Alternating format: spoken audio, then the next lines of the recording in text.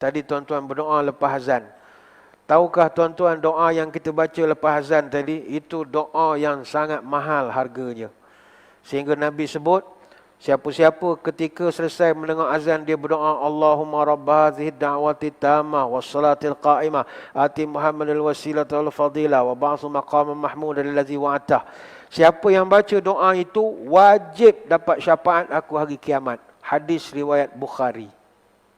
Baik itu saya mana-mana pun amalan saya berceramah, kalau masuk waktu isyak, kita breaklah sekejap.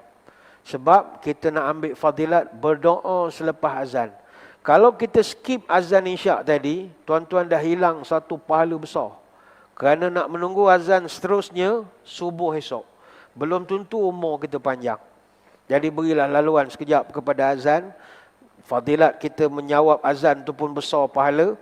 Membaca doa lepas azan tu pun dapat syafaat. Wajib dapat. Halat lahu, kata Nabi. Pasti dapat syafaat aku pada hari kiamat. Tahniahlah tuan-tuan, dapat besar dah pahalanya.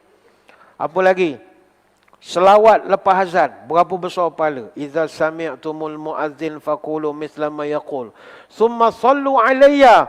Fa innahu man salla alayya salatan sallallahu lahu biha ashran. Panjanglah hadisnya.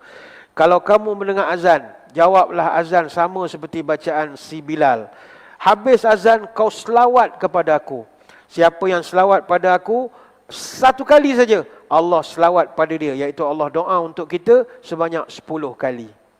Jadi kita berapa pahala besar kita dapat. Sambil-sambil duduk, tuan-tuan, sambil duduk macam ni. Tak payah buat pening-pening. Amalan sedikit tapi pahala berbukit. Apa lagi? Yang ke-12.